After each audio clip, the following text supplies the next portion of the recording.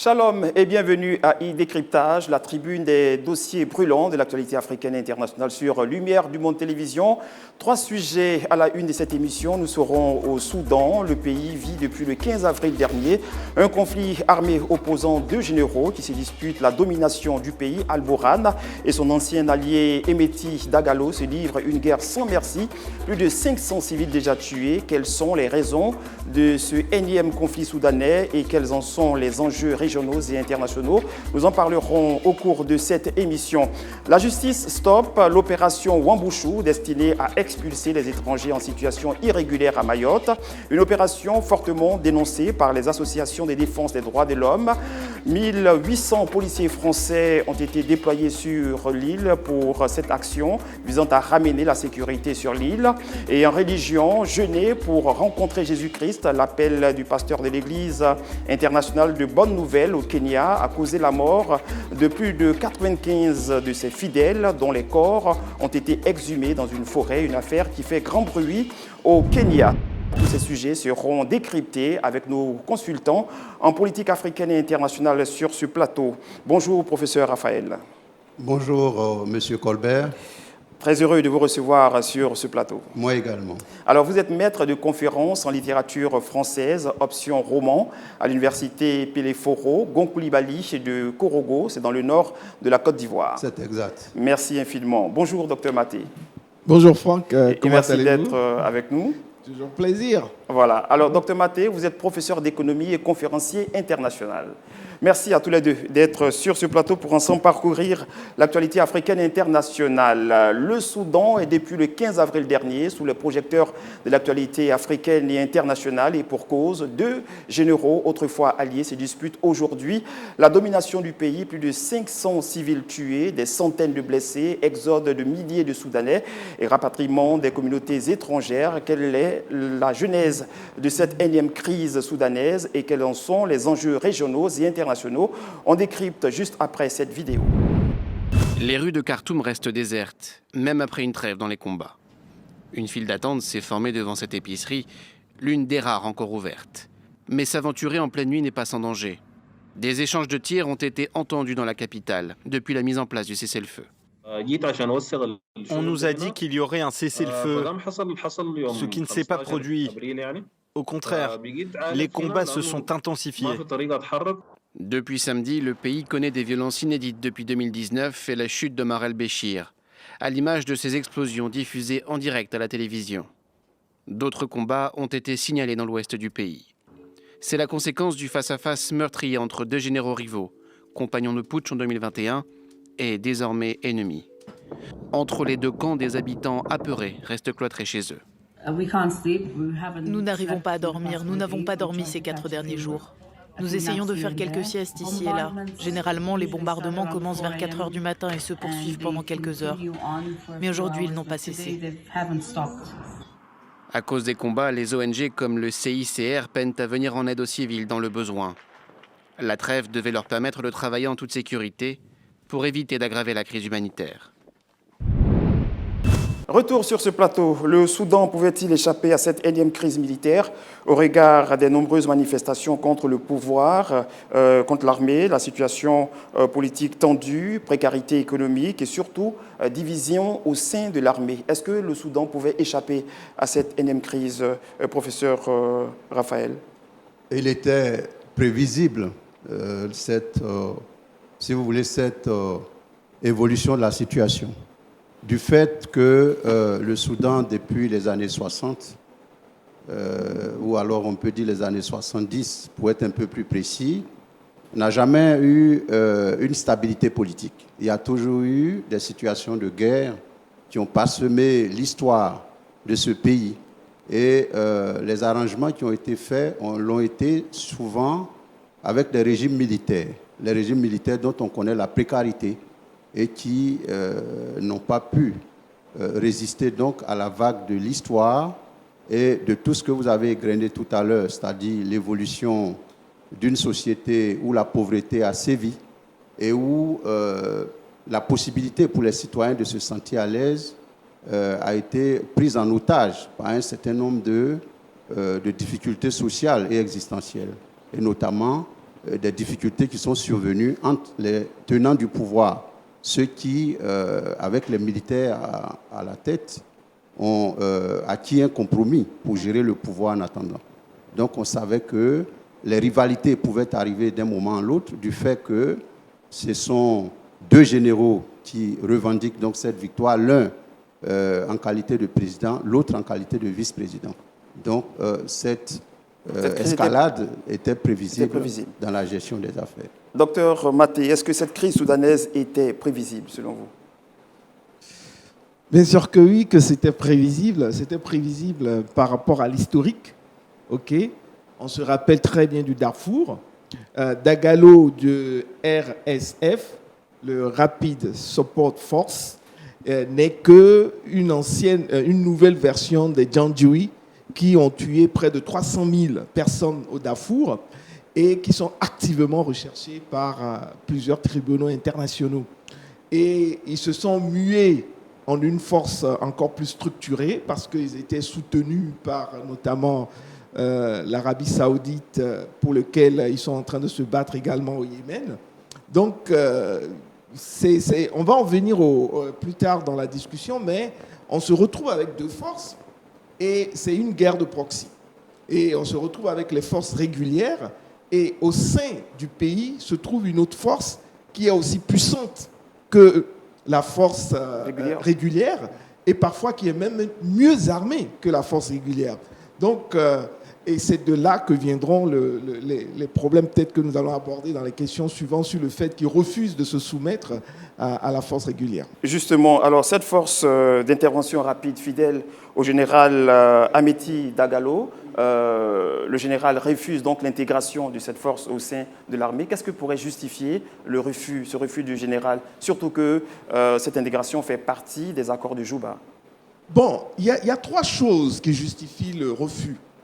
La première chose qui justifie le refus, c'est le fait qu'ils sont plus forts que l'armée régulière. Ils sont plus équipés. Aujourd'hui, ils servent de mercenaires internationaux. Ils travaillent avec Wagner, les Russes, qui les utilisent énormément. Vous avez les preuves de ce que vous dites. Bon, donc soit... Votre micro. Donc soit ils travaillent comme des forces mercenaires. Ils travaillent avec le Yémen, ça a été prouvé, ça a été prouvé de manière claire. Ils travaillent au Yémen pour l'Arabie Saoudite. Et ce sont des forces qui sont très structurées, qui ont pris le temps de s'équiper et de s'organiser. Donc ça, c'est le premier élément. C'est-à-dire qu'ils sont plus structurés, plus puissants que l'armée régulière. Et donc, ils refusent d'aller se soumettre à des gens qu'ils considèrent comme inférieurs à eux de manière tactique, ainsi de suite. Le deuxième problème, c'est les tribunaux internationaux. Beaucoup de leurs commandants sont recherchés pour crimes contre l'humanité par rapport aux plus de 300 000 personnes qu'ils ont tuées au Darfour. Donc, ils sont activement recherchés. Donc, le fait de se soumettre, parce qu'aujourd'hui, ce qui fait leur force, c'est parce qu'ils constituent un bloc uni. Mais quand ils vont se soumettre à l'armée, ils vont être dissous dans l'armée. Donc, ils ne seront plus un bloc uni. Et ça, ils le savent. Et enfin, la troisième chose qui crée cette dissension, au-delà de leur structuration, de la peur des tribunaux internationaux, c'est le fait du partage. Parce que ces commandants se disent qu'ils ne sont pas tellement d'accord avec du pouvoir. Des partages du pouvoir et des ressources.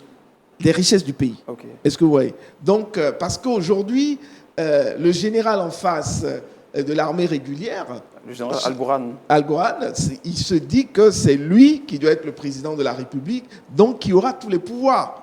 Et ça ne passe pas avec Dagalo. D'accord. On va entendre le professeur Kwasi Raphaël sur la question. Pourquoi le général Dagalo refuse-t-il que ses troupes intègrent l'armée régulière? Alors, il faut préciser qu'ils se sont entendus dès le départ pour prendre le pouvoir et le céder après coup aux civils. Mais chemin faisant, chacun a pu amasser de la richesse et des privilèges énormes. Et donc, au moment de céder le pouvoir aux civils, il y a une mésentente. Voilà, parce que le président, n'oublions pas que le pouvoir est déjà établi. et Abdel Fattah al-Burhan, qui est le président, a pour vice-président Dagalo. Donc ce n'est pas maintenant qu'ils sont en train d'aller dans la perspective du partage de la gestion du pouvoir. Il s'agit maintenant de voir dans les modalités pratiques comment la mise en œuvre de l'accord qui prévoyait l'intégration des RSF, donc les forces rapides, dans l'armée régulière, comment cela allait se faire. Et sous la base des intérêts obscurs que chacun d'entre eux détient, et le président de la République qui pense pouvoir perdre ses privilèges s'il y a une dilution de cette armée puissante dirigée par Dagalo dans la gestion quotidienne du pouvoir. Excusez-moi, si le président craint de perdre ses pouvoirs, comment encourage-t-il cette intégration? Mais justement, s'il accepte cette intégration, Dagalo va être trop fort. Et il peut donc si vous voulez, il peut donc le renverser pour prendre le pouvoir, puisque c'est une gestion du pouvoir à deux. Pendant que les forces régulières dirigent l'armée. Et maintenant, Dagalo veut que ces forces intègrent, et c'était dans l'accord de départ, pour co-gérer le pouvoir. Donc, à partir de ce moment-là, cela devait arriver à un moment donné. Et maintenant que cela doit se faire, le président n'est plus prêt à accepter cela. Mais lorsqu'on regarde, et par rapport à tout ce qu'on a vu, on pense que ce sont les basses manœuvres de chacun pour préserver ses acquis, ses intérêts. Et n'oublions pas... Alors, la situation est un peu plus complexe. C'est-à-dire quoi? C'est-à-dire que, pour moi, tous les traités que le RCRF a signés, c'est du leurre, en fait. Est-ce que vous voyez? Parce que si vous vous rendez compte, en 2021, c'est le RSF de Dagalo qui a dirigé le coup d'État contre Omar el-Béchir. Oui, non, Omar el-Béchir, mais après, quand il y a eu une brève transition. Ah oui, la transition civile avec... Oui, c'est eux qui ont dirigé le coup d'État. Okay. Est-ce que vous voyez? Donc, ce qu'ils signent, ils ne respectent pas leurs paroles. Et ce qu'il faut comprendre aussi, c'est que le Soudan est un des rares pays africains à avoir le plus de frontières. Ils ont 7 pays comme frontières. Et des pays qui sont soit instables ou des pays qui sont à recherche hégémonique. Ils ont, avec l'Érythrée, avec le Tchad, avec la Libye, avec l'Égypte, ainsi de suite. La même situation sécuritaire que vit aujourd'hui la RDC, avec 9 pays frontaliers. Oui, 9 pays frontaliers pour la RDC. Eux, ils sont à 7. Mais on se rend compte après que parfois, avec toute la richesse qu'ils cumulent potentielle, parce qu'ils ont un PIB d'environ 30 milliards de dollars, qui est peu, mais qui ont essentiellement beaucoup de richesses, essentiellement des richesses pétrolières. Et donc, ce qui se passe ici parfois, c'est qu'il y a une guerre de proxy entre les puissances régionales et également au travers de ces forces internes. Non seulement une guerre de proxy par rapport aux puissances qui les entourent, mais au-delà. Parce que les Américains, quand les Américains interviennent de manière directe et active dans un conflit, regardez toujours, c'est qu'il y a du pétrole. Vous anticipez déjà le débat parlant des intérêts internationaux, des enjeux internationaux, pardon. Alors, est-ce que cette situation aujourd'hui au Soudan ne remet pas en avant l'épineuse question de l'intégration des milices après les conflits dans les pays, l'intégration dans l'armée régulière? Bon, moi, je crois que je suis convaincu d'une chose, c'est que le prétexte de refuser les 100 000 personnes dans l'armée régulière est un prétexte, selon moi, et c'est lié à la volonté de préserver, comme je l'ai dit, les acquis du président au niveau de la gestion du pouvoir, notamment au niveau de ses richesses. Voilà. Alors, la question relative à l'intégration des armées non régulières dans les armées régulières suite au conflit dépend des accords qui traitent ces conflits-là. Mais à Juba, il y a eu des accords. Oui, mais justement, là, il y a eu des accords. Mais le moment venu, il y a une guerre de leadership. La guerre de leadership entre le président et le vice-président. Parce que s'il n'y avait pas eu un minimum d'accord, je doute fort que le général Dagalo ait accepté non seulement de devenir vice-président, mais aussi de conduire cette transition. Alors, le prétexte, c'est que, comment on appelle ça, le président dit, il n'est pas d'accord qu'on cède le pouvoir aux civils, il faut organiser une élection en bonne et due forme pour que de façon démocratique, les civils dont l'accord prévoyait l'entrée dans le gouvernement puissent être dans le gouvernement. Et Dagalo dit non, on a prévu que les civils doivent entrer dans le gouvernement, qu'ils y entrent. Donc il y a d'autres, si vous voulez, raisons sous-jacentes qu'on ne nous fait pas ressortir. Et entre autres raisons, comme je l'ai dit, il y a cette question fondamentale de la rivalité au niveau du leadership, d'une part, et de la gestion des intérêts personnels, d'autre part. D'accord. Docteur Maté, votre réaction sur la question? Bon, je pense que je me suis exprimé sur cet état de choses. Il ne peut pas y avoir deux capitaines dans un bateau. Et visiblement, au niveau de l'armée régulière, ils ne sont pas prêts à céder le pouvoir. Ça, c'est clair. Au niveau de... Ils ne sont pas prêts à céder le pouvoir. Et aujourd'hui, essentiellement, on se retrouve avec trois forces. Le pouvoir civil en bourgeonnement qui veut prendre la posture, l'armée régulière et Dagalo avec les RSF. Dagalo avec les RSF, il est le plus puissant. En termes stratégiques, en termes tactiques, en termes d'armement et tout, etc., il est le plus puissant. L'armée régulière, ils sont structurés comme une armée, mais ils ne sont pas aussi puissants. Mais ils sont aussi soutenus parce qu'éventuellement l'Égypte les soutient, que ce soit au niveau information, que ce soit au niveau armée. Et donc on a ces trois forces. Tant que le problème n'est pas résolu pour amener ces deux forces armées à un niveau d'intégration, de nationalisme, quel que soit le pouvoir civil qu'on met en place, il y aura un coup d'État 2 mois après. Et ça, c'est clair. Alors, la communauté internationale, professeur Kwasi, dit craindre une guerre civile comme ce qui s'est passé au Darfour et puis au Soudan du Sud. Est-ce que cette crainte est justifiée quand on sait que la population n'est pas intégrée, ne fait pas partie de ce conflit? Alors, le problème avec la communauté internationale, c'est qu'elle est toujours cette nébuleuse inconnue qui constitue réellement la communauté internationale. Nous savons, pour le cas du Soudan, qu'il y a des accords qui sont passés pour l'extraction de l'or avec le groupe Wagner. Et, vous avez les preuves, hein? Oui, absolument. Enfin, l'actualité relève cela. Est-ce que vous voyez bien? Et d'ailleurs, le gouvernement des États-Unis... Alors cet accord s'est fait avec qui des deux généraux? Avec celui qui est au pouvoir. Non, pas avec Dagalo. Avec Bourhan. Avec Bourhan. Voilà, avec Bourhan. Alors, et donc, voici des accords obscurs avec le groupe Wagner que le gouvernement américain dénonce par ailleurs. Alors, il y a autre chose, c'est l'accès à la mer Rouge, puisque le Soudan a un accès sur la mer Rouge, un accès d'ailleurs qui est objet de convoitise, que l'URSS veut utiliser pour installer ses bases maritimes, et que les États-Unis également, avec d'autres pays... Est-ce que ce ne serait pas là le socle même de la guerre, l'installation ou l'ambition de la Russie de vouloir utiliser cette position géographique? Mais il y a les velléités internes. Les velléités internes au niveau des nationaux eux-mêmes. Bourhan et Dagalo, même s'ils sont manipulés, ils sont soudanais après tout. Okay. Voilà. Et comme on l'a dit tantôt, il y a la gestion étriquée des acquis personnels. Voilà. Et donc, cette volonté de ramener à soi un bien-être avec son équipe, avec qui on dirige et tout. Et donc, c'est tout cet argument qu'il faut placer en avant pour...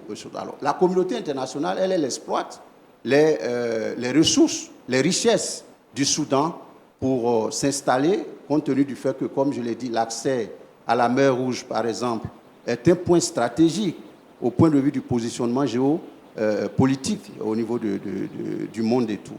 Et donc, voici comment...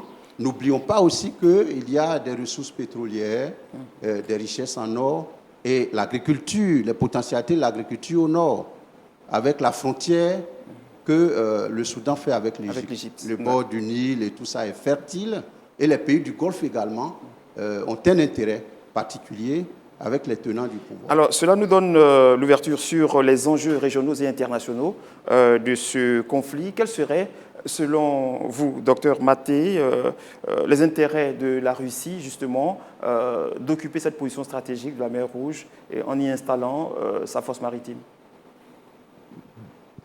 Bon, c'est-à-dire, je pense que comme l'a dit le Professeur, cette posture, cette position au niveau de la mer Rouge par le Soudan est très stratégique.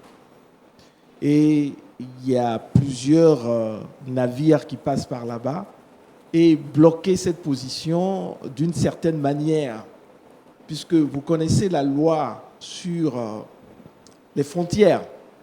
La loi sur les frontières dit quoi? La loi sur les frontières dit que tout pays qui a frontière avec la mer a droit jusqu'à 12 000 pieds marins de continuité. Okay. Et 12 000 pieds marins de continuité font à environ 21 km. Okay, okay? Donc c'est clair que 21 km sur la mer, c'est énorme. Et c'est un passage qui peut être très stratégique.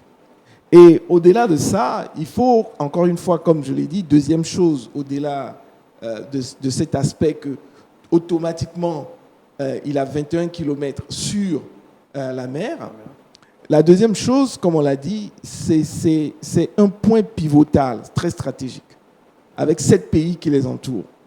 Donc, ça voudrait dire que quand tu installes une base dans ce pays, c'est que tu peux avoir accès à ces 7 pays, au fait.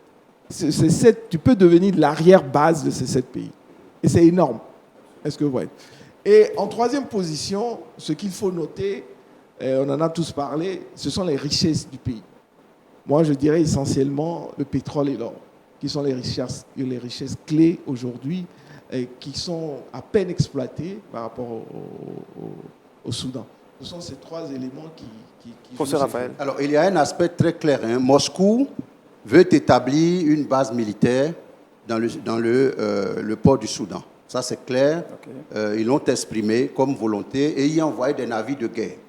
Donc, cela représente, de fait, une position stratégique qui joue sur l'équilibre. Voilà, l'équilibre de la paix au niveau mondial.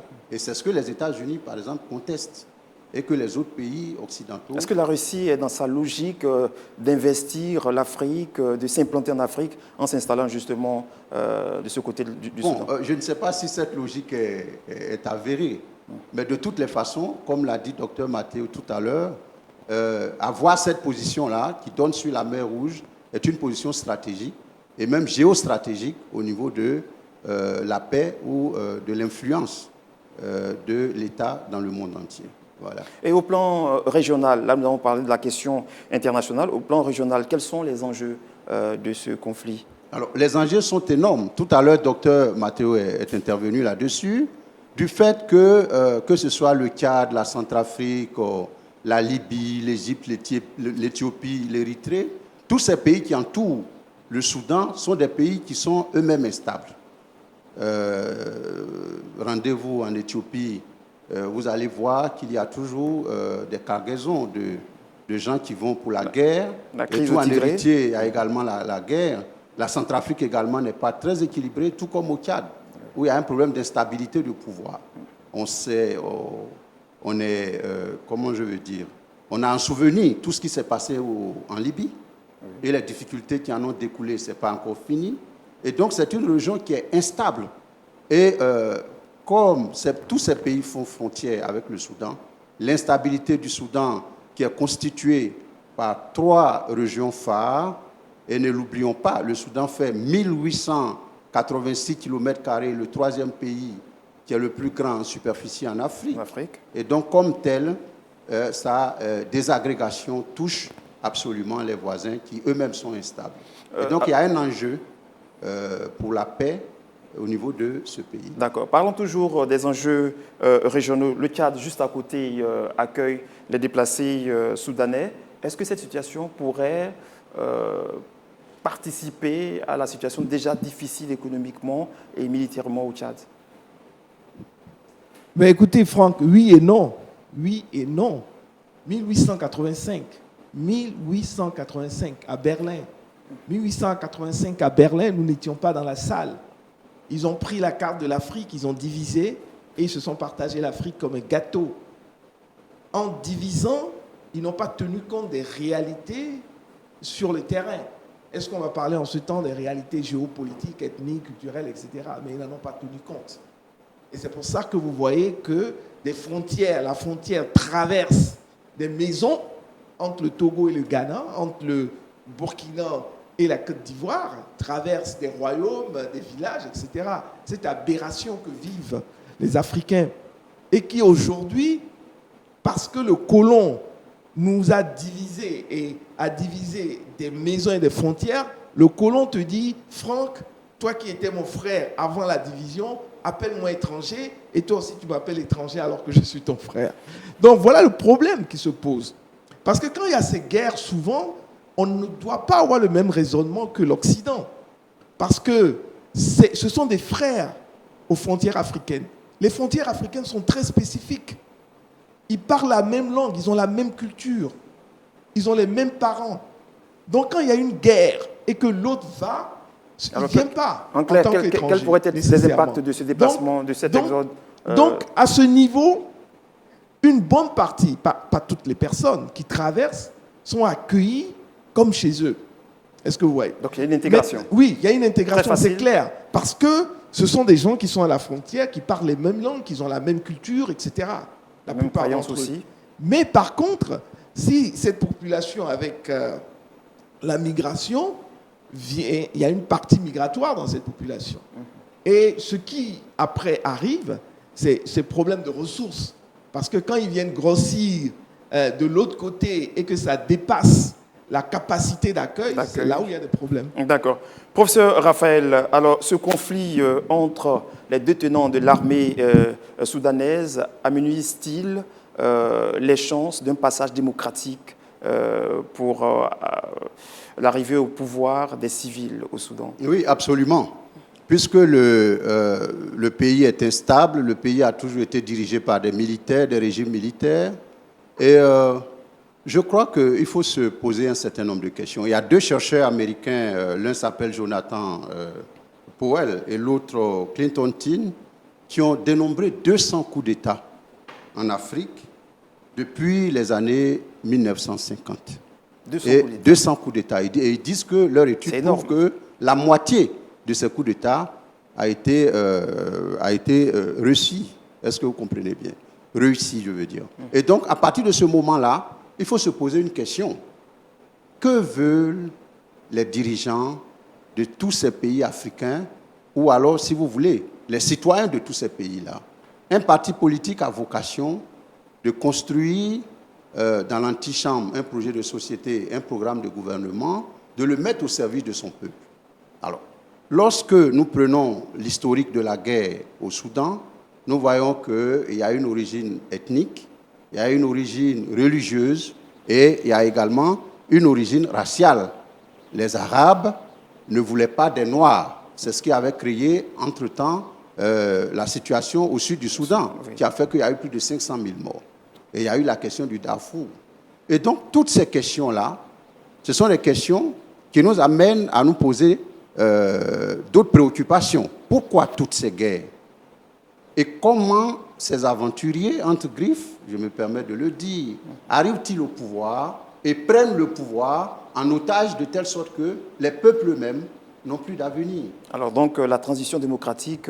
La transition démocratique est presque inexistante. Regardez le peuple pour qui on fait un projet de société, un programme de gouvernement, et qui est obligé de fuir parce que le peuple n'a pas d'âme.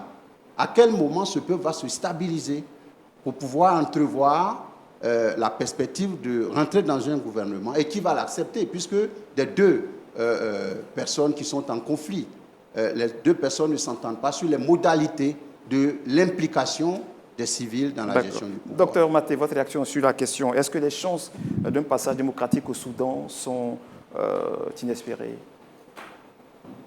Je pense sincèrement que un passage démocratique, la paix, parce que moi je ne parlerai pas de passage démocratique. Allez-y. Est-ce que vous voyez? Parce que la démocratie dans plusieurs pays africains, elle est balbutiante. On fait un pas en avant, deux pas en arrière, un demi-pas en avant, trois pas en arrière. Ici, quand on parle de démocratie, on parle plutôt de l'accès au pouvoir des civils. Oui, mais c'est ce qu'on retrouve. Regardez ce qui s'est passé au Mali. Démocratie, un pas en avant, coup d'État, deux pas en arrière. Et on l'a vu dans notre pays même. Donc ici, le problème qui se pose, c'est qu'il y a des préalables à mettre en place. Tant que ces préalables ne sont pas mis en place, On ne peut pas avoir la paix. Pour moi, je parle encore de paix qui est synonyme de démocratie. En 2 mots, c'est quoi ce préalable? 3 choses. La première chose, c'est qu'il faut arriver à un deal, ça va faire mal, où on absout les crimes, n'est-ce pas, de Darfour. On est obligé de passer par là, comme cela a été fait en Afrique du Sud. Est-ce que c'est possible? Est-ce que c'est envisageable? Il faut. On va faire des procès. Ça, il faut le cela faire. va Je pas suis d'accord. encore, On va faire des procès, mais après les procès, il faut pardonner. Sinon, ces gars vont pas donner leurs armes. Dans Ça, cette mesure, oui, les procès, et après on pardonne. Oui, il faut faire les procès. C'est aussi trop facile.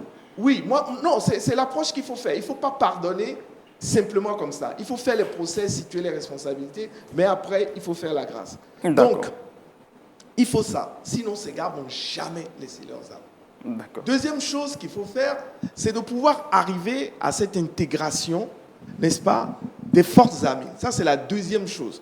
Comment est-ce qu'on arrive à ce que les gens disent oui, après avoir été pardonnés, et l'armée nationale arrive à fusionner?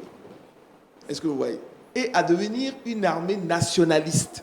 Une seule armée. On n'a pas plusieurs forces en présence, mais on a une seule force en présence qui s'est fusionnée, on a pardonné, etc. Et enfin, quand on aura fait ces 2 choses, maintenant on peut construire une élite, on peut construire une démocratie avec des civils. Merci infiniment tous les deux pour ce sujet. On va donc passer, c'est vrai que le professeur Raphaël voulait réagir, mais oui, ils sont pris par le temps. Oui. Vous avez 30 secondes. Alors je voulais dire tout juste qu'on a besoin d'un profil, comme Dr Mathieu l'a dit, d'hommes politiques réellement formés pour diriger l'Afrique et pour diriger les peuples africains, dans un programme de développement de progrès au bénéfice des peuples. Et tant que nous n'avons pas cela, on va avoir des problèmes comme ceux que nous avons aujourd'hui. Les militaires vont toujours s'emparer du pouvoir et dans la gestion, on ira d'escalade en escalade et on ne sait pas où cela va s'arrêter. Il faut que les fils d'Afrique se réveillent pour épouser le profil d'homme politique qu'il faut pour conduire les peuples vers le développement. Merci infiniment. Deuxième sujet, l'opération d'expulsion baptisée Wambushu de Mayotte, stoppée par une décision de justice le mardi 25 avril dernier, lancée par le gouvernement français pour lutter contre la délinquance et l'immigration illégale dans l'île. La décision a rencontré des critiques des associations de défense des droits de l'homme et surtout le refus des autorités comoriennes d'accueillir leurs ressortissants, représentant d'ailleurs 80% des migrants frappés par cette loi d'expulsion. Pourquoi la justice a-t-elle arrêté cette opération et pourquoi la République des Comores a-t-elle fermé ses frontières à ses compatriotes? On en parle juste après cet élément. Un camion poubelle en flammes au milieu de ce carrefour. Symbole d'une situation de plus en plus tendue ce matin à Mayotte, entre plusieurs groupes d'individus, ici sur cette colline, et les forces de l'ordre, dont de nombreux renforts viennent d'arriver de métropole. Depuis hier, escortée par des policiers du RAID, cette compagnie de CRS se déploie massivement sur le terrain. Le convoi progresse lentement par 38 degrés dans la jungle mahoraise. Je vais rester au milieu avec les mecs, moi.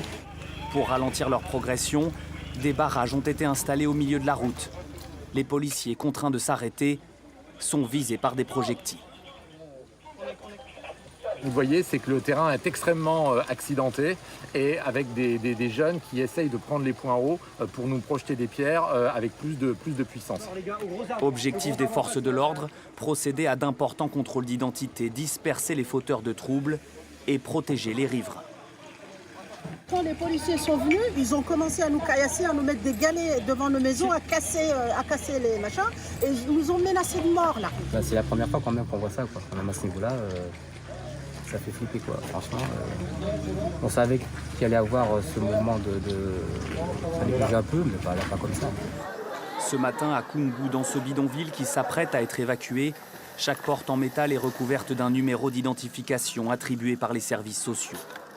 L'opération de police, qui compte désormais près de 2000 hommes, devrait s'accélérer dans les prochaines heures. Retour sur ce plateau. Alors, chers consultants, il y a une grosse polémique autour de l'île de Mayotte. La France se la réclame fort de la loi du 22 décembre 1979, stipulant que l'île de Mayotte fait partie intégrante de la République française. De son côté, l'Union des îles des Comores reconnaît Mayotte comme une de ces îles, des îles de leur archipel, en référence à une résolution des Nations Unies datant de 1976. Alors, question, la France s'est-elle accaparée l'île de Mayotte? Professeur Kwasi. Elle s'est accaparée, je ne sais pas si l'expression est appropriée. La France avait déjà acheté l'île de Mayotte en 1841. Voilà. Et donc, il y a eu, au point de vue de l'Organisation juridique internationale, une acquisition de cette île par la France. Et au fur et à mesure que les années ont évolué, il y a eu des arrangements juridiques qui ont toujours placé l'île de Mayotte sous, si vous voulez, comme département français. Et au nombre des 12 territoires d'outre-mer avec des statuts juridiques différents, Mayotte est considérée comme une collectivité unique au même titre que la Martinique ou la Guyane. Voilà. Et donc, de mon point de vue, Mayotte appartient à la France au regard de la juridiction internationale. Professeur Dr Maté, votre avis sur la question? Ben, écoutez, c'est une question qui a été résolue, pour ma part, hein, parce que, comme l'a dit le professeur Kwasi, le territoire a été vendu initialement. Et puis après, ce qui s'est passé, c'est qu'en 1970, il y a eu un référendum. C'est ça. Le référendum, les Mahorais ont choisi d'appartenir à la France. Parce qu'ils voyaient très bien venir. Il paraît que, juste la parenthèse, il paraît qu'ils ont fait des sondages et que dans bon nombre de pays africains aujourd'hui, au vu de la gestion de nos pays, beaucoup d'Africains auraient préféré être attachés à la France. Ah, d'accord. Donc, bref, en 1970, ils ont fait un premier référendum, mais ce référendum après a été contesté. Parce que les gens se sont dit qu'il y avait eu autour de 36% de la population qui avait participé, même si la population Mayotte varie depuis 7 ans, entre 100 000 et 300 000 personnes. C'est vraiment une petite. Et il y a eu un deuxième référendum en 1974. Et le premier référendum, bien sûr, ils ont confirmé qu'ils voulaient plutôt appartenir à la France que de rejoindre les Comores. En deuxième référendum en 1974, et ils ont encore confirmé qu'ils préféraient appartenir à la France. Donc pour moi, cette question est réglée, du fait qu'ils veulent appartenir à la France. Et c'est vrai qu'aujourd'hui, le Comore, un peu comme la Chine et Taïwan, le Comore, dans ses éléments, se réclame, n'est-ce pas, Mayotte, oui. Mais ils n'ont pas la capacité de passer à l'action pour dire on fait une guerre contre la France, ça serait ridicule. Donc pour moi, cette question est réglée. Est-ce que c'est la loi du plus fort?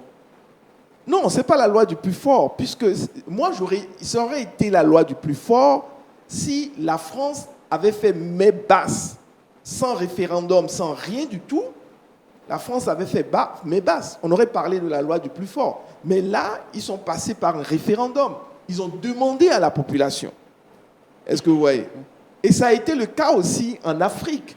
Vous savez, beaucoup de gens l'ignorent, mais je pense que le professeur peut-être le sait, que le Togo était plus grand que le Ghana.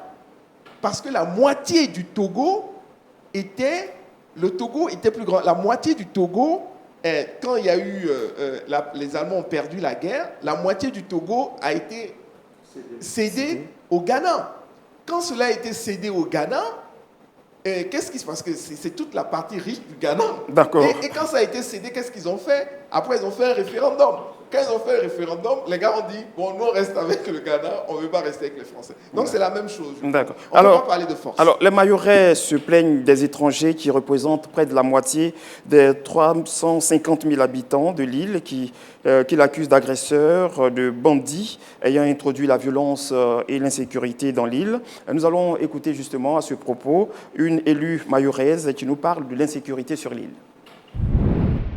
Les jeunes qui ont entre 12, 13, 14 ans, certains sont de jeunes majeurs, la plupart en situation irrégulière, donc qui n'ont absolument rien à perdre. Nous, on les appelle des terroristes parce qu'ils sèment la terreur, ils sèment la mort, ils pillent, ils tuent, ils incendient. Quand ils incendient, ils coupent l'eau et l'électricité et ils agressent les pompiers pour être certains que ce soit la politique de la terre brûlée derrière eux. Ça, pour nous, ça rend notre quotidien absolument invivable. Alors justement, qu'est-ce qui pourrait, professeur Raphaël, motiver ces migrants à agresser une population qui leur a offert son hospitalité? Non, je pense que c'est la misère. C'est la misère, c'est le fait de lutter pour survivre. Et cela pose un problème de fond auquel certainement nous allons arriver. Voilà. Quelle est la qualité de vie que la France réserve à ces territoires d'outre-mer, de mon point de vue? Parce qu'on ne partage que la richesse. C'est lorsqu'il n'y a pas de richesse qu'on se vautre dans un certain nombre de comportements répréhensibles, comme par exemple les agressions et tout, pour se partager le minimum qu'il y a pour pouvoir survivre. Voilà, et je voudrais arrêter ma réponse là avant d'aller à d'autres développements. D'accord. Docteur Maté, je vais aller à la question suivante avec vous. Alors, la destruction des bidonvilles prônée par l'administration Macron pourrait-elle mettre fin véritablement à cette insécurité, cette situation d'insécurité à Mayotte? Non. Non, ça ne peut pas. La solution se trouve donc ailleurs? Écoutez, pour aller rapidement au vu du temps, la France a consacré, je pense, selon mes recherches, la France, en 2020, la France a consacré près de 50 millions d'euros. 50 millions d'euros pour traquer et lutter contre l'immigration clandestine à Mayotte, pour une population de 300 000 habitants. Est-ce que vous voyez? Et ensuite, on nous dit que dans les années 2020 toujours, au niveau du Mayotte, le niveau de vie de la population de Mahorais, qui sont des citoyens français, donc qui bénéficient des allocations et qui sont payés au même taux que les Français de la métropole, ce niveau de vie était autour de 8 000 euros par mois. Tandis qu'aux Comores voisins, qui sont les frères, ils étaient autour de 700 euros par mois. 700 euros, c'est pratiquement 10 fois le niveau de vie. Et ensuite, on a observé récemment un phénomène, d'après un rapport du Sénat français, c'est le phénomène de départ des Mahorais. Déjà, ils ne sont pas nombreux. On parle de 300 000 personnes. Abidjan seul, nous sommes déjà autour de 6 millions avec les environs et tout. Donc, on a constaté depuis quelques années un départ régulier, massif, des Mahorais vers la métropole. Parce que la vie, ils la trouvent meilleure, c'est clair, à la métropole. Ils sont des Français. Et deuxièmement, les infrastructures sont limitées. Les jeunes, quand ils arrivent, ils préfèrent aller faire HEC à Paris, ils préfèrent aller faire Subdeco, Sorbonne à Paris, que de rester dans des universités qui n'ont pas vraiment les infrastructures qu'il faut à cause du nombre. Donc, ce qui fait que, ce qui se passe alors, c'est qu'on nous dit les Mahorais qui sont alors des privilégiés, qui vivent comme des pachas, comparés aux autres pays qui les entourent, font alors appel, parce que c'est eux-mêmes qui ont commencé, ils font alors appel aux Comoriens de venir comme servantes, chauffeurs, etc., etc. Donc ces personnes viennent pour les aider et eux, ils sont les pachas. Donc ce qui s'est passé après, c'est quoi? Ce qui s'est passé après, c'est qu'avec les départs, vous connaissez la dynamique de l'immigration. Donc ceux qui viennent, il y a la misère après. Ensuite, il y a ceux qui rentrent dans l'économie active, qui commencent à faire des choses. Donc eux aussi, ils créent un autre clan. Et c'est toutes ces choses qui ont fait perdurer, n'est-ce pas, alors, manque d'infrastructures sociales, éducatives aussi. Voilà, alors moi, là-dessus, j'ai un tout autre regard, hein, c'est clair. Voilà, je ne veux pas endosser, si vous voulez, ou alors être d'accord, prendre pour moi l'argument selon lequel les Mahorais auraient un revenu assez intéressant. La preuve, c'est les conditions dans lesquelles ils vivent. Pour 100 000 ou 300 000 habitants, à la rigueur, le département de Mayotte peut être comparé à un département comme Clermont-Ferrand. Alors, pour moi, c'est un problème de fond. Qu'est-ce que la France veut démontrer à travers ces territoires d'outre-mer? Est-ce que c'est une volonté de grandeur ou alors cette volonté de grandeur dans le temps a été, si vous voulez, estompée par l'incapacité de la France à gérer? Et aujourd'hui, le débat... C'est une incapacité ou un manque de volonté? Bon, je ne sais pas. Voilà, mais je crois que si un département rattaché au territoire français n'est pas tenu comme ces territoires d'outre-mer, parce que quand on prend les pays comme les îles comme la Guyane, la Martinique et tout, on se rend compte du niveau de développement de ces départements-là qui sont pourtant rattachés à la France. Voilà. Et donc, qu'est-ce que la France veut démontrer aujourd'hui à travers les territoires d'outre-mer en les maintenant dans ces situations-là? Et c'est en cela que moi, j'interpelle toutes ces populations, ces peuples, que ce soit les Français, comme ceux qui ont le destin de ces peuples en main. Césaire disait aux Martiniquais, la liberté a besoin de sang. Martiniquais, êtes-vous prêts à être libres? Voilà. Et donc, ce problème historique suit les personnes, les tenants du pouvoir à l'intérieur des territoires d'outre-mer. Est-ce qu'ils ont une politique pour l'avenir de leur peuple? Est-ce qu'ils veulent s'engager pour un bien-être quelconque? Est-ce que les Mahorais ne sont pas victimes de la dépendance voulue vis-à-vis de la France? Parce qu'accepter d'appartenir à la République française, c'est quand même... Bon, ce sont les mirages. On en avait parlé la dernière fois sur le plateau. Okay. La France, tout de même, est un pays développé. C'est quand même la grande voilà, France. Tout à fait. Mais aujourd'hui, là où le problème se pose, par exemple, au niveau de leur insécurité, et les Français le disent, la France n'est pas une grande puissance maritime. Or, on a affaire à une île qui est entourée. Et il faut assurer sa sécurité à ce niveau-là. Avant-dernière question sur ce sujet. Docteur Maté, l'opération Wambushu a été stoppée par une décision de justice. Qu'est-ce que, selon vous, aurait milité en faveur de cette action de la justice? Un penchant humain? Non, pas du tout. C'est un problème de coût, comme je l'ai dit. C'est mon interprétation. 50 millions d'euros pour 300 000 habitants et moins. Économiquement, ce n'est pas viable. Et ce que j'aimerais dire par rapport au propos du professeur Kwasi, c'est que, vous savez, Mayotte n'est pas viable. Parce qu'en économie, on parle du seuil de rentabilité. En économie, on parle de l'économie d'échelle.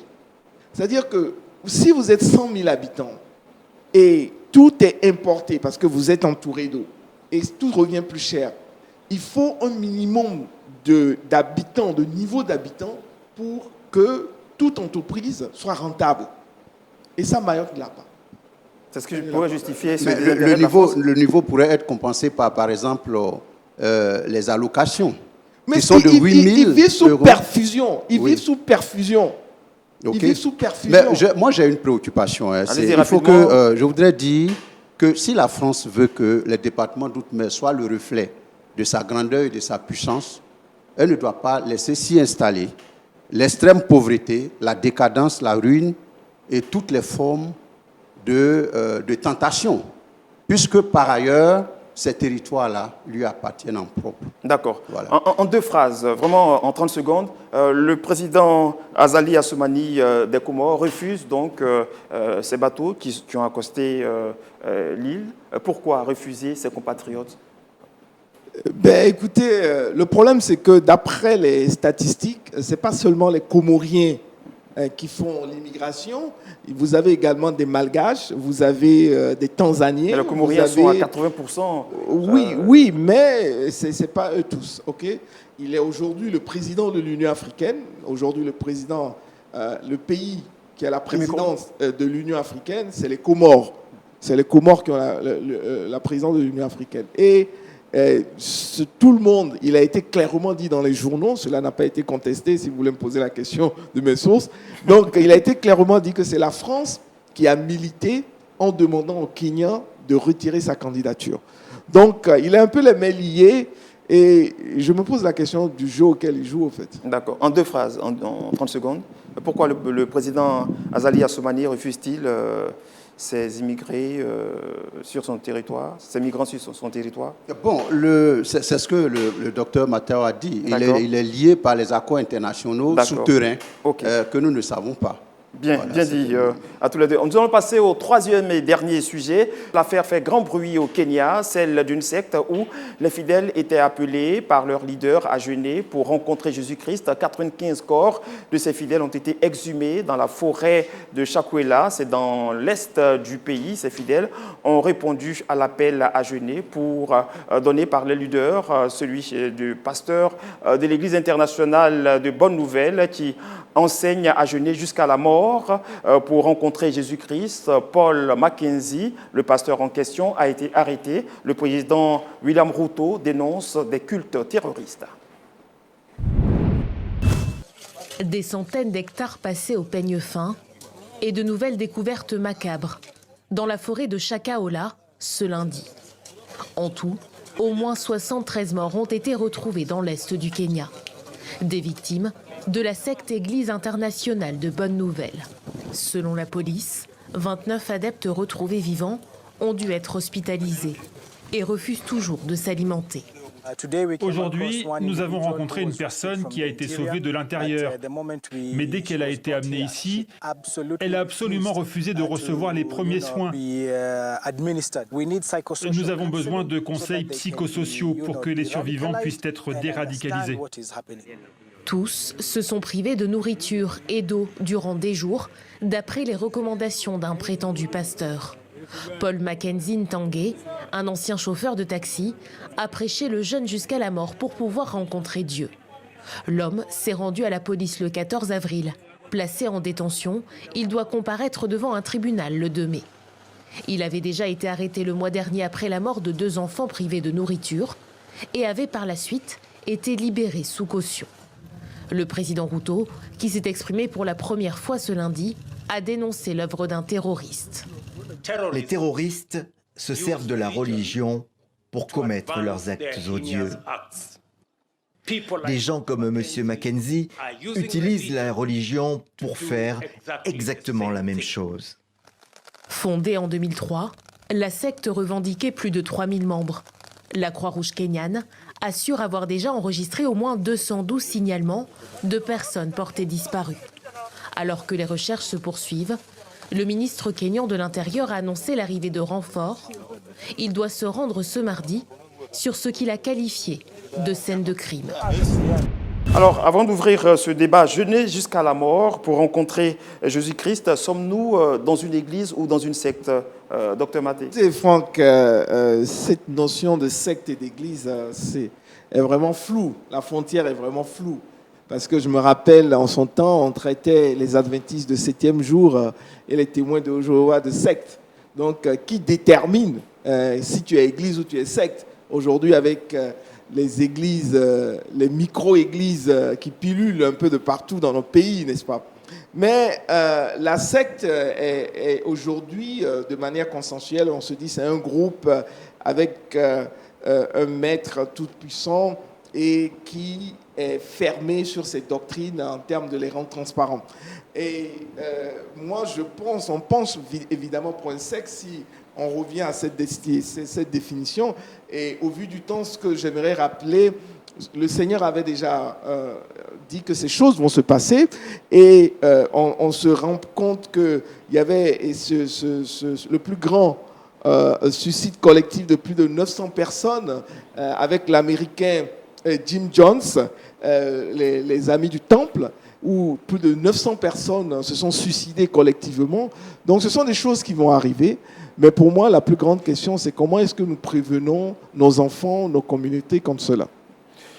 Donc, professeur Kwasi, la question suivante, est-ce qu'ici on pourrait parler de radicalisation? Parce que comment comprendre que des fidèles acceptent un tel appel, jeûner jusqu'à la mort pour rencontrer c'est l'extrême radicalisation. Est-ce que nous sommes à une radicalisation? Absolument, c'est l'extrême radicalisation à la suite des définitions que Dr Mathieu a données. N'oublions pas qu'une secte est un processus global d'idéalisation, mais aussi d'extrémisme au point de vue de l'idéologie spirituelle. Et donc, comme tel, il y a un endoctrinement de tous ceux qui sont fidèles du maître, qui se pose en connaisseur et en quelqu'un, en un leader charismatique qui ne doit pas, dont la parole doit être suivie. Voilà. Et donc, c'est une radicalisation. Alors, 95 corps exhumés, on va dire près de 100 corps exhumés. Le président kenyan William Ruto parle de culte terroriste. Est-ce que l'Église serait-elle aujourd'hui en proie à des doctrines dangereuses pour la foi chrétienne? Alors, ce n'est pas seulement aujourd'hui. Et Dr Mathieu l'a dit, la situation avec Jim Jones, c'était en novembre 1978. Il faut le rappeler. Et dans l'histoire, il y a aussi la date du 18 mars 2020 où, en Ouganda, 700 personnes également se sont enfermées pour s'incendier. Donc, ces attitudes qui sont extrêmes traversent le temps et selon qu'on a un gourou qui dirige les sectes, on en arrive à ce genre d'abus. Alors, et donc, ce n'est pas un fait nouveau, mais de plus en plus, avec la misère, et avec le niveau d'instruction qui baisse dans nombre de pays, parce que ne l'oublions pas, il est dit dans la Bible, mon peuple périt par manque de connaissances. Docteur Maté, est-ce que ici, cette situation interpelle surtout ces doctrines qui entrent dans l'Église? Est-ce que c'est un danger pour la foi chrétienne? Écoutez, est-ce un danger pour la foi chrétienne? Certainement, mais encore une fois, on ne peut rien faire. Tout ce qu'on peut faire, c'est ce que vous êtes en train de faire. C'est-à-dire qu'il y ait des chaînes de télé, qu'il y ait des chaînes de radio qui prêchent l'évangile vrai, qu'il y ait de l'éducation, qu'on enseigne. Parce que c'est la foi, c'est le christianisme qui a commencé à enseigner les principes démocratiques, les principes de liberté individuelle et de liberté également économique. Est-ce que vous voyez? Donc, moi, je pense que la solution, c'est un peu ça, c'est l'éducation. C'est vrai que dans le cas, par exemple, de beaucoup, on en a vu aux États-Unis, des gens qui avaient des niveaux universitaires, qui avaient rejoint ces sectes, etc. On a eu des cas comme ça. Donc, il faut vraiment une éducation, il faut une sensibilisation, et c'est tout ce qu'on peut faire. Professeur Raphaël, car plusieurs viendront en mon nom disant « Je suis le Christ » et ils séduiront plusieurs. Matthieu 24, verset 5. Sommes-nous déjà dans l'accomplissement de cette prophétie du Oui, absolument.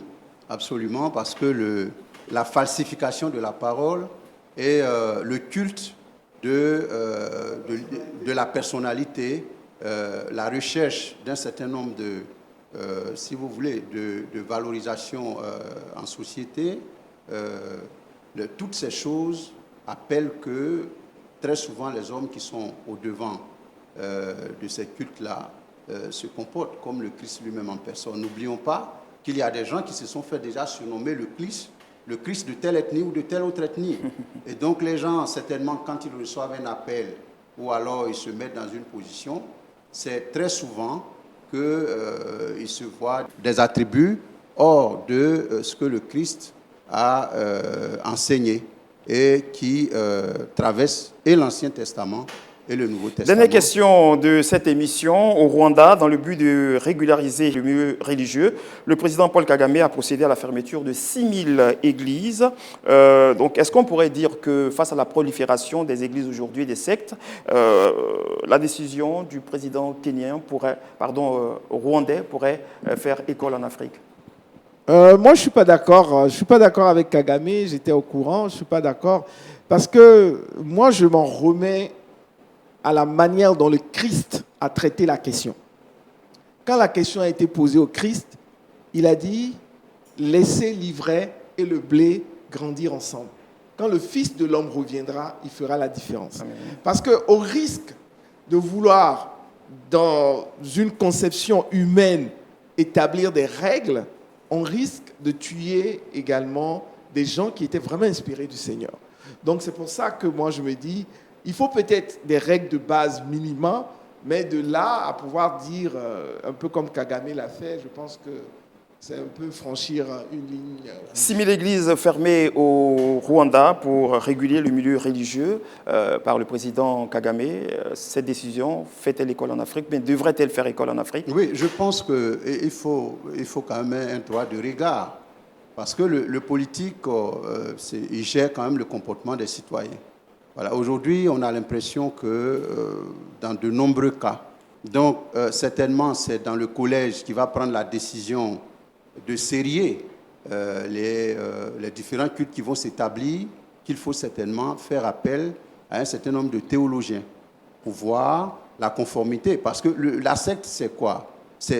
La secte dilue l'enseignement de départ, l'enseignement de la Bible, et c'est à un certain niveau de dilution, d'amincissement que l'on parle de secte. Et donc, si les théologiens sont associés, je pense que le peuple sera épargné d'un certain nombre d'abus et de conditions telles que celles que nous avons vues récemment. Merci infiniment à tous les deux. Merci, docteur Maté. Merci, professeur Kouassi. 3 sujets ont été décryptés au cours de cette émission, la crise soudanaise et ses enjeux régionaux et internationaux. Il a également été question au cours de cette émission de parler de l'opération Wambouchou, opération d'expulsion des migrants clandestins à Mayotte et la réaction de l'archipel des Comores. Et nous avons chuté comme de tradition avec un sujet relatif à la religion, notamment le scandale de jeunes qui a coûté la vie à près de 100 personnes d'une secte au Kenya. Merci infiniment, chers consultants. On se retrouve avec beaucoup de plaisir dans 15 jours pour un autre numéro de votre émission e-Décryptage. Portez-vous bien, que le Seigneur vous bénisse.